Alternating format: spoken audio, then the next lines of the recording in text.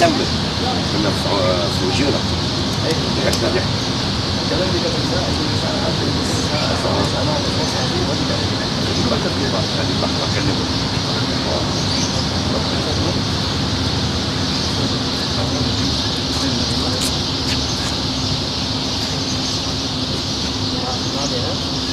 ولا يهمك.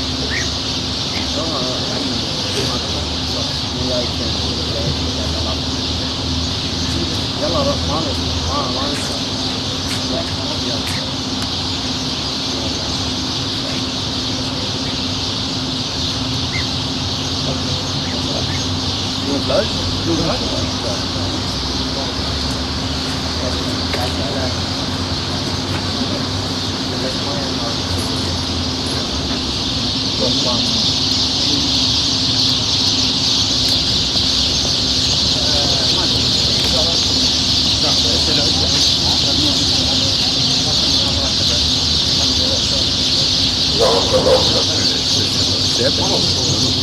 ما بس على ما يتجمعون بس ان شاء الله.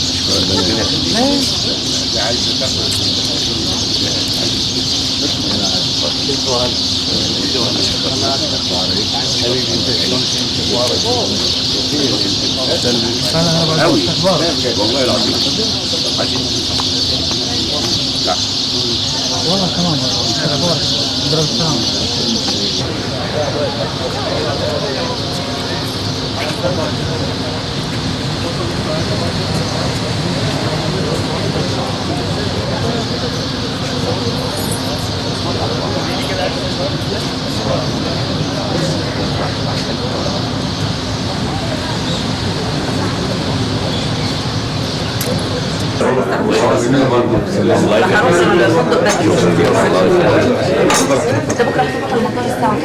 انت عايز تشوف انا عندي انا شايلاها انا شايلاها اضعاف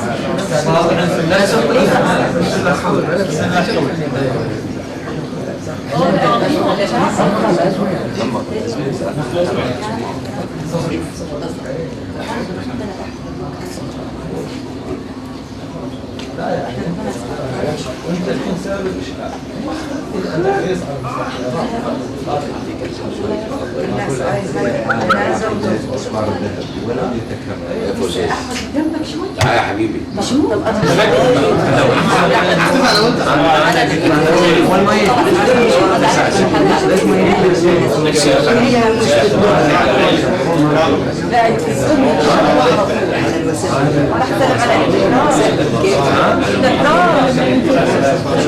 وانا كانت عيني خديجة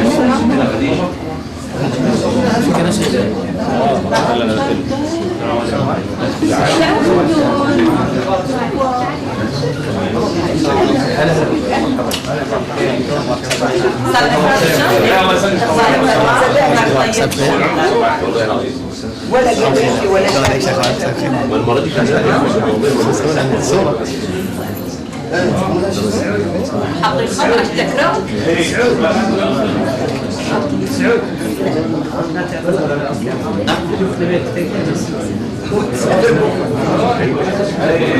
هرب على ظهري يلا روح وشغل حد حوج.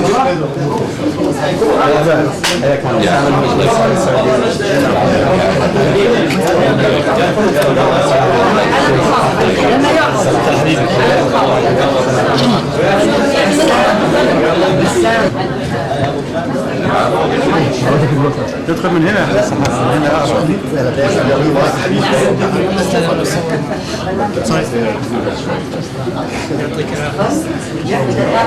كويس ده متحرك يعني تصوير متحرك. انا بشكرك بجد يعني عشان تبقى متسجله. بشكركم حقيقي تعبتوا معايا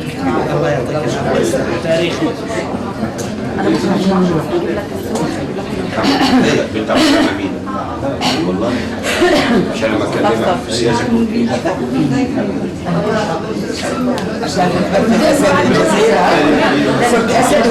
كده؟ حد قال لك كده؟ محدش يستجرأ يقول الكلام ده بيدوروا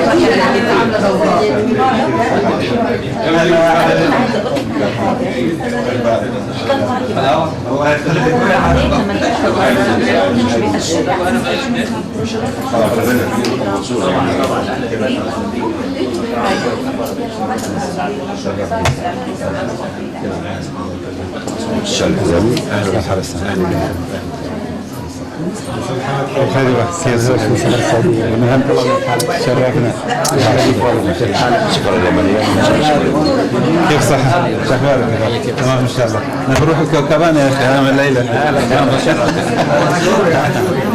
وهذه الشرط وصل النهارده والله، فبعت لي دلوقتي فقلت له لا النهارده انا مرتبط بالليل خلاص. كان عايز نروح له البيت والله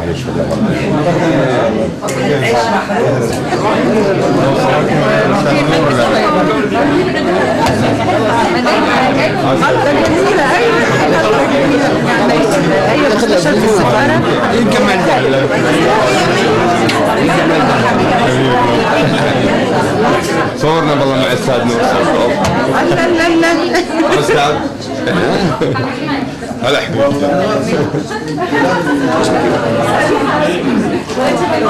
فواز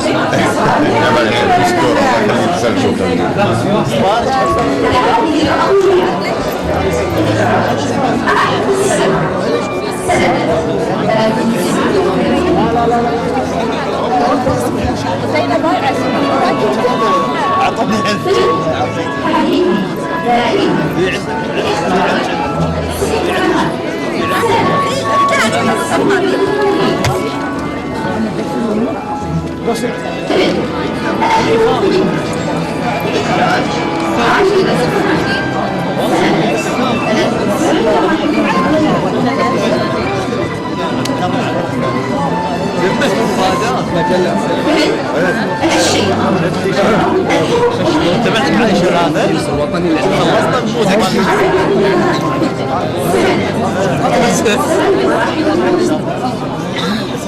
سعود انت هناك كويسة ابو محمود جبته كله 50 دينار. حبيبي سعود قاعد على اللون شباب يسمع ترى مسوين ترتيب ابجد قصة صار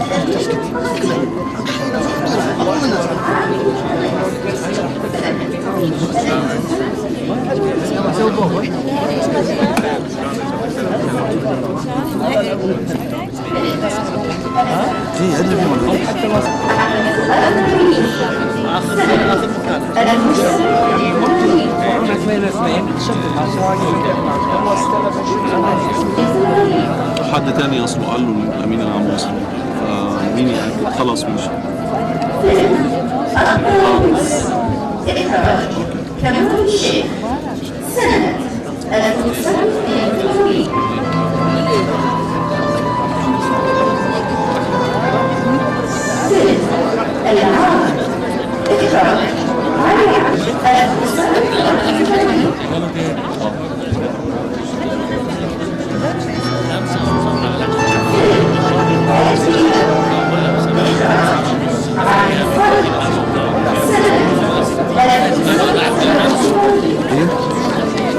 كويسة؟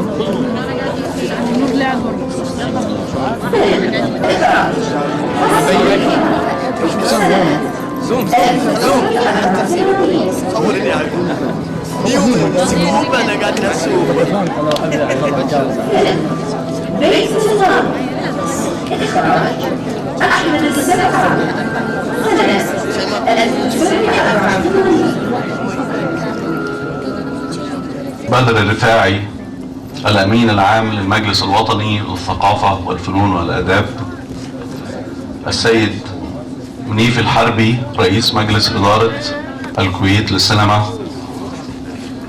السيدات والسادة الحضور، ليلة نور. في البداية كلمة السيد منيف الحربي رئيس مجلس إدارة نادي الكويت للسينما. تفضل.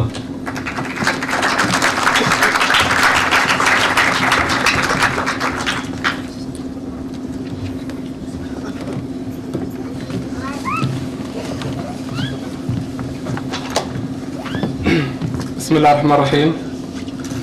سيدات وسادة الحضور، بمناسبة مشاركته في ورشة التمثيل والأخراج التي يقيمها نادي الكويت للسينما تحت رعاية المجلس الوطني للثقافة والفنون والآداب في الفترة من 9 إلى 18 إبريل 2006، وبمناسبة تكريمه كفنان قدير ساهم في إثراء الحياة الفنية العربية على مدى 4 عقود، وتنوعت إبداعاته في مجالات المسرح والسينما والتلفزيون. يقيم نادي الكويت للسينما هذه الاحتفالية للتعبير عن حبنا وتقديرنا واحترامنا للنجم العربي الكبير نور الشريف.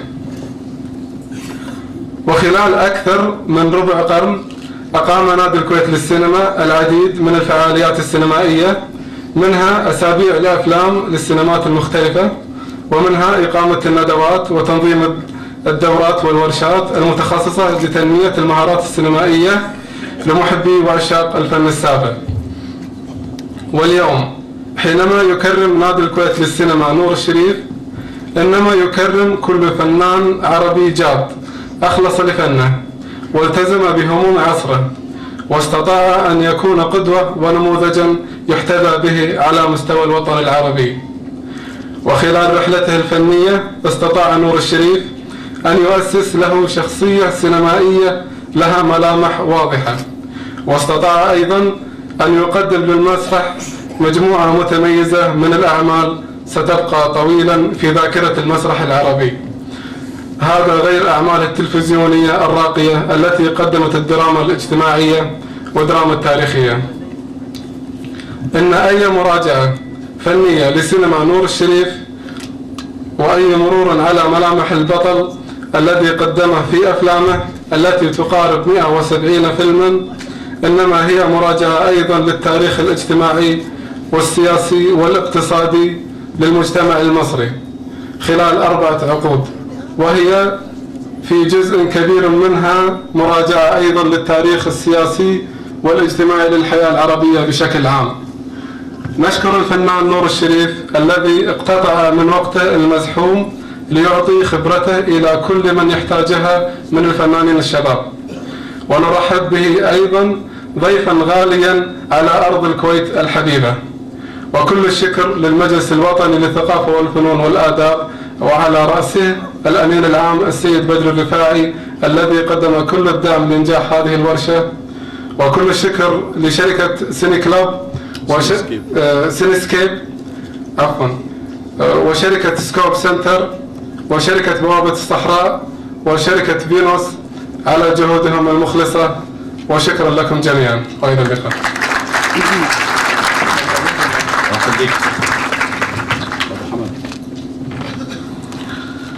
مدرج على الجدول بتاعنا كلمة للسيد الأمين العام للمجلس الوطني للثقافة والفنون والآداب أبو ناصر الأستاذ بدر الرفاعي، إذا كان موجود يتفضل. تفضل بسام عثمان. بسم الله الرحمن الرحيم. وطبعا أي عمل فني وأي مجهود لازم تكون هناك جهات داعمة ومساهمة تساهم في إنجاح هذا المجهود، وفي حالتنا هذه طبعا الورشة الفنية التي قدمها لنا مشكورا الأستاذ الفنان الأخ الأكبر نور الشريف. درع المعهد العالي للفنون المسرحية ويستلمه الدكتور عبد الله الغيث عميد المعهد. تفضل.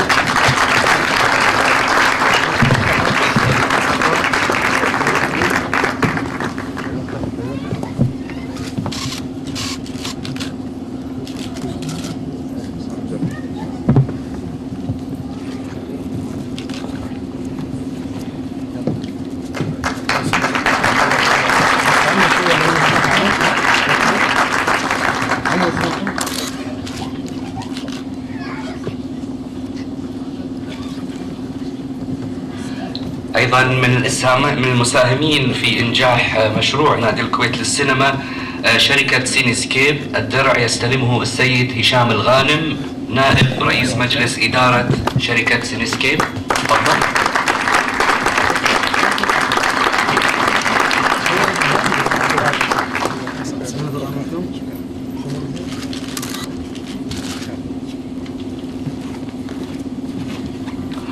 درع شركة سكوب سنتر يتسلمه السيد المخرج فراج الفراج المدير التنفيذي للشركة نيابة عن الأستاذة الكاتبة فجر السعيد.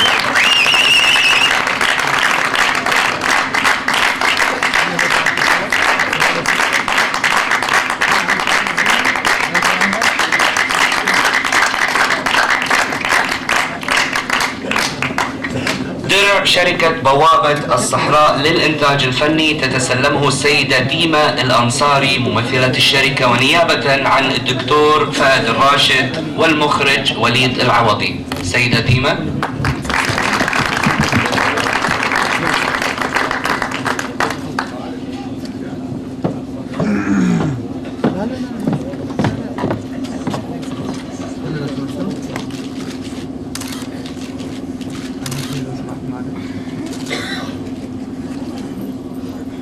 شركة فينوس ويتسلمه السيد إسماعيل الفرم مدير الشركة. يتفضل.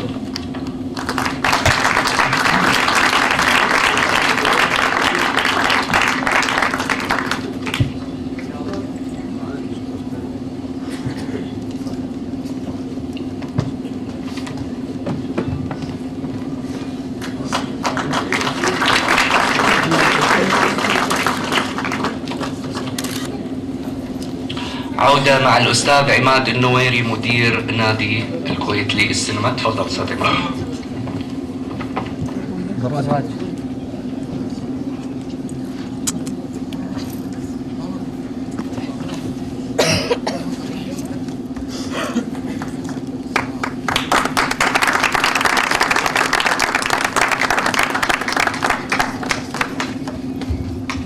مساء الخير.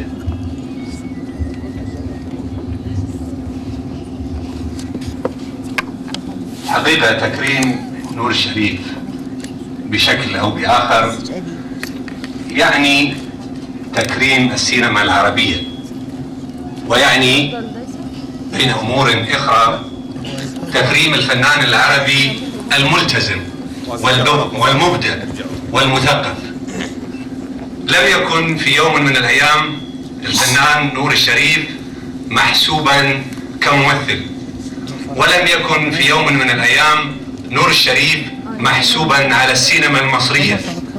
كان منذ البداية نور الشريف محسوب على هم الإنسان العربي، وعلى معاناة الإنسان العربي، وعلى قضايا الإنسان العربي.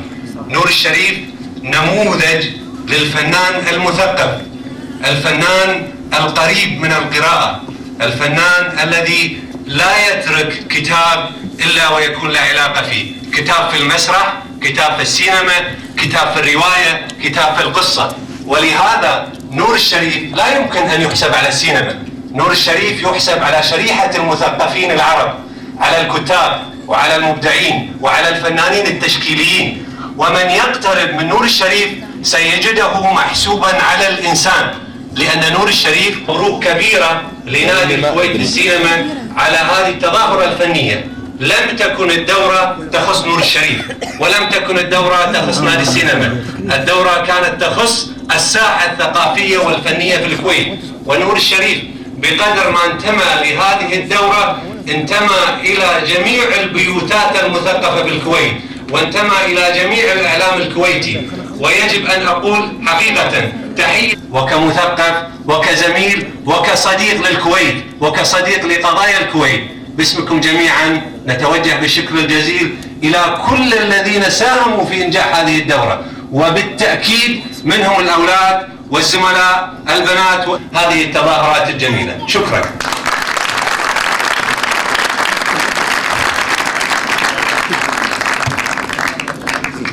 شكرا. 30 دقيقة مع ليلة نور جزء من آخر. شكرا.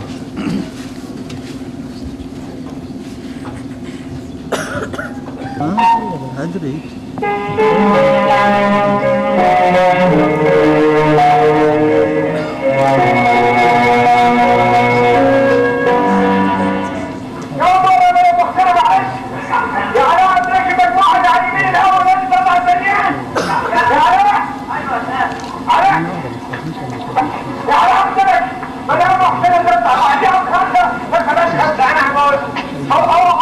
هو تقريبا 5 الجميع. فهمت؟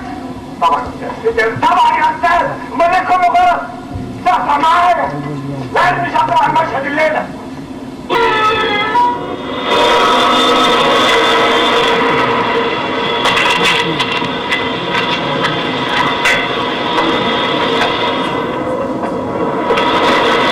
اهلا كمال بيه، سايب شغلك ورايح على فين يا واد علاوي؟ عم الحاج بعت لك ده من دقشوم وحسن البرفاس في المغزى. طب ما تغيبش حبايبه ورشا بيرفض يا كمال بيه. طرفاه زوج مخدوع وعشيق طامع، والضحية إنسانة عانت الكثير من المتاعب في حياتها الزوجية، وعندما وجدت الحب أو خيل إليها أنها وجدته سقطت بين أنياب وحش مفترس لم يتورع عنه.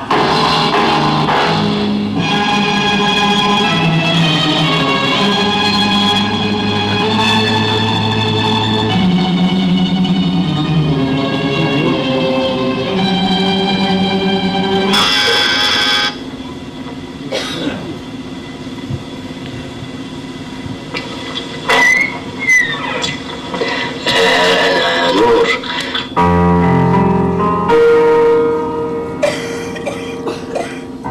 وحي فنان الكبير الأستاذ نور الشريف، وحيي تحية فنية ثم أخوية. فنيا هو عبقري السينما العربية. أقول لأستاذنا العزيز الغالي الفنان الكبير العملاق نور الشريف، يا هلا ويا مرحبا فيك بين أهلك وحبايبك وإخوانك في الكويت وبين زملائك الفنانين في الكويت. ألف ألف هلا وسهلا يا أستاذنا الكبير نور الشريف، وأتمنى له كل الراحة والسعادة في ديرته الثانية الكويت وبين إخوانه وأحبائه الفنانين الكويت. أهلا فيك أستاذنا. تحية من كل فنان كويتي عاشق لهذا العلم، ويعتبر بالنسبة لنا أعمال الفنية دراسة استفدنا منها من خلال فنه، سواء كان السينمائي أو كان التلفزيوني. زيارات الكويت كتيرة قبل كده كتير يعني، وبس أنا في ارتباط بنادي السينما في الكويت من الثمانينات. عارف كمان نفسك ايه؟ تبيع الموتوسيكل ده وتشتري بداله عربية صغيرة على قدك. صوت الموتور مش عاجبني النهارده. فكر في مسألة العربية دي، الفرق مش هيكون كبير في السعر، خصوصا لو كانت نص عمر. المهم في الآخر هتكون عربية. متهيألي الكربراتير عايز ظبط. الفنان نور الشريف له تأثير كبير في السينما العربية بشكل خاص يعني. طرح عدة قضايا تاريخية، قضايا عربية. أنا بشوف إن الفيلم كتاب والمسلسل جريدة يومية. أعتقد إن ما حدش بيحتفظ بالجريدة اليومية في بيته في المكتبة إلا إذا كان منشور فيها صورته لأول مرة أو حاجة من دي، لكن الكتاب بنحتفظ بيه في المكتبة، وبعض الكتب بنجلدها تجليد فخم لقيمتها الكبيرة. فأنا بشوف إن الفيلم السينمائي وثيقة يتم الاحتفاظ بها ككتاب تماما في المكتبة.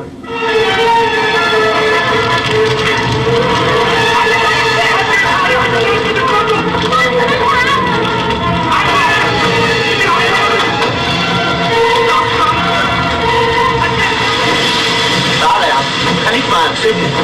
انتوا متحسين بالجلسة. تعالى بس من وقت الكتب كلها اتحرقت. وأنا بشوف إن الإنتاج السينمائي النهارده ليس فيه مجازفة ضخمة كتير بعد عدد القنوات الفضائية الكثيرة. وحاجة تانية، إني أتمنى من رجال الاقتصاد والرأسماليين الوطنيين في الكويت إنهم يساهموا في إتاحة فرص لجيل جديد من السينمائيين الكويتيين في تحقيق أفلامهم، وما يحسبوهاش زي أي استثمار آخر. الفيلم عمره طويل، عمر البشرية. طول ما البشرية ربنا أراد للحياة أنها تستمر بيظل الفيلم عايش وبيحقق إيرادات. عصفور ايه وصرصور ايه؟ ما تشوف لك قصه ثانيه، ده اهم فيلم في حياتي. على كل حال سيادتك تاخد ده وتشوف لك طريقه فيه. هي دي الطريقه؟ ده شغل سنتين. لا بقى، بس تعالى شقوا على اللجنه. وانت عايز تكتب على كيفك؟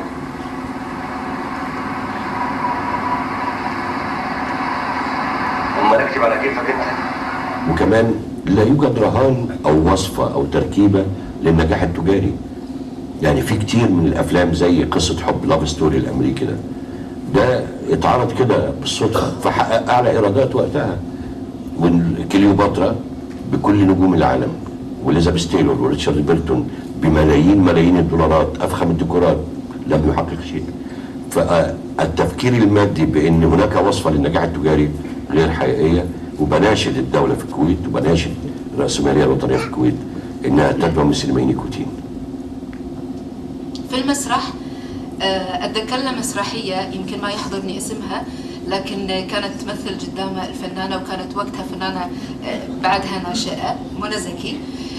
كانت المسرحيه قائمه عليهم هم الاثنين، وحسيت في هالمسرحيه انه هو قدامه فنانه وهو قاعد يعني يعطيها وهي تعطيه. الحقيقه انا كنت سعيد بزياره المعهد في المسرحيه هنا.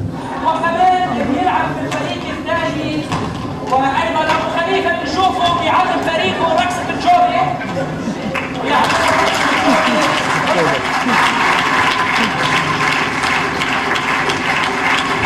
الفن موهبه زائد ثقافه وعلم، علم اكاديمي.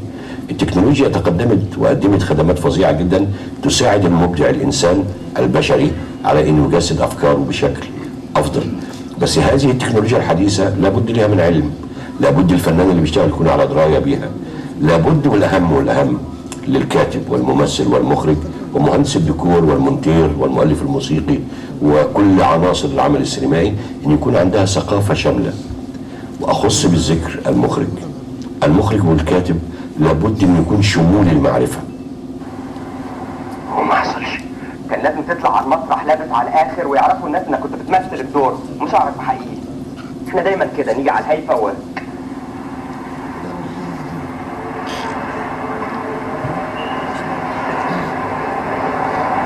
بس انا مش عارف، بس ده حقيقي درست الدور مظبوط قوي وعشته زي الحمار. حمار اني سمعت كلامكم ما رحتش بالفيلم. ال60 جنيه هم اللي هينقذونا، هم اللي هيوكلونا احنا والعيال، هم اللي ضيعوا مني الجايزه الاولى. تتحرق العيال على 60 جنيه على مليم. بعتبر اهم شيء عملته في حياتي كسينمائي اني من خلال شركه الانتاج بتاعتي قدمت جيل كامل من المخرجين. يعني الى جانب ان ربنا وفقني ان انا امثل عدد ضخم من الافلام، ان احصل على جوائز عالميه ومحليه كتير، اني احصل على دكتوراه فخريه من امريكا، اني يعني يحصل تأييد ليا في معظم البلاد العربيه، الا اني بشوف اهم ما عملت ان انا قدمت سمير سيف، محمد خان، عاطف الطيب، داوود عبد السيد، محمد النجار في اول افلامهم. أنا أعتبر شخصيا أن تكريم الأستاذ نور الشريف هو تكريم لفنان مصر. سعدت جدا أنهم كرموني في المعهد الحقيقة، لأن بيسعد الفنان حتى لو مش أكاديمي، أنا خريج المعهد في مصر، أن يكون تكريمه من جهة متخصصة.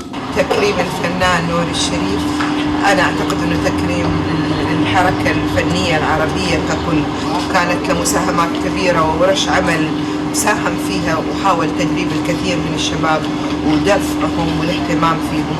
فأعتقد الفنون المسرحية هذا نوع من رد الجميل للفنان نور الشريف لاهتمامه بالشباب وتجاربهم الشبابية، وأيضا لالتزامه بالفن المسرحي. يعني هو من الممثلين القلائل اللي ما حاد على الدرب وما زال ملتزم بالمسرح كمسرح. بيظل حلم أي فنان أكاديمي إنه يتأكد إن اختياره ما كانش غلط. وأنا بعتقد إن إحنا كفنانين النهارده يعني من حوالي 20 سنة بدأت الأمور تتغير، وأصبح الفنان يكرم وهو على قيد الحياة بعكس زمان كان يكرم بعد رحيله. بناشد كل مبدع مش بس في الفن، كل مبدع في الطب، في الهندسة، في العمارة، في الصياغة، في أبسط الحرف، إن يعلم الحرفة بتاعته ويدي خبرته على طبق من ذهب مش من فضة للأجيال الجديدة عشان يحصل تطور في مجتمعاتنا. مجتمعاتنا لا تتطور ولا تتقدم إلا شكلا ديكور، زي الجملة اللي في زمن حاتم زهران قال له عايزين نعيد بناء مصر، قال له كفايه نزوقها من بره. التزويق من بره ده الديكورات الملونه والسندوتشات والمظاهر الكذابه دي، لكن الحقيقه ان لا يحدث تطور الا اذا كل جيل قدم خبرته للجيل التالي عشان يبني فوقيها. احنا بنعاني ان كل جيل بيبدا خبرته من الصفر. يعني عشان الكلمه الاولانيه دي او الكلمه يا محمد. تكلم يا محمد الخساره اضافه يصير محمد يقول قاطع. عندما تتحدث عن نور الشريف فهذا يعني انك تتحدث عن مدرسه، وهذه مو بشهادتي ولكن بشهاده الجميع، وانا يمكن مارستها عن قرب، وحتى اسلوب الاستاذ نور الشريف في لما اتكلم استاذ اتكلم عن المعهديه، اتكلم عن التدريس، اتكلم عن العلم اللي قاعد ينقله للاخرين. واحد بنقول حاجه بس انت جاي غلطان، انت مش مصدق ان الدرس هيروح. انت بتروح تقول له انت ليه سويت كده؟ ليه سويت كده؟ تكلم يا محمد، قول حق العالي السر اللي قلت لي عليه. ورشه فنيه تعلم منها الكثير، سواء من شاهد وسواء الحوار اللي قاله بعد المشاهده. نور الشريف لما اقول انا مدرسه، ولما يقدم نفسه لتعليم الآخرين، لأنه عرف اللعبة الفنية بإتقان، حتى لو احنا عرفناها بمفردة لفظية، ولكن هو عرفها بمفردة فعلية وممارسة للفن. هو تعلم كيف يصدق بينما يكذب، وهذا هو الفن. في كل دور تجده هو تتفاعل معه كالشخصية. عمره ما لبس الشخصية نور الشريف، طول عمره هو يلبس الشخصيات الأخرى. البنت تتخلف مع بيت البنات، كل البنات يرشوا عليها المية، الهدوم نزلت، اسمع لا عيب افتشوا راح جاي على وظيفة الطبيعة. جو غريب. الحقيقة أنا العام الماضي أنا فوجئت بدكتور مصري في جامعة ميشيغان اسمه الدكتور محمود عبد الله، فبيقول لي احنا في جامعه من اشهر الجامعات في امريكا، وهي ترتيبها السابع فعلا على كل جامعات امريكا، اسمها ميدلبري في ولايه فيرمونت. قال لي الجامعه دي بتدي كل سنه دكتوراه فخريه للناس اللي اثروا في القيم الانسانيه. فقال لي انا ومجموعه من الدكاتره العرب في جميع جامعات امريكا رشحناك، وفي يعني جنسيات اخرى، رشحت ناس من الارجنتين، رشحت ناس من فرنسا. فافتكرته بيهزر، قلت له انا امريكا هتديني الدكتوراه الفخريه؟ قال لي 4 مترشحين. قلت له خلاص شكرا، زي الاوسكار في امريكا ان انا واحد من ال4 اللي مترشحين.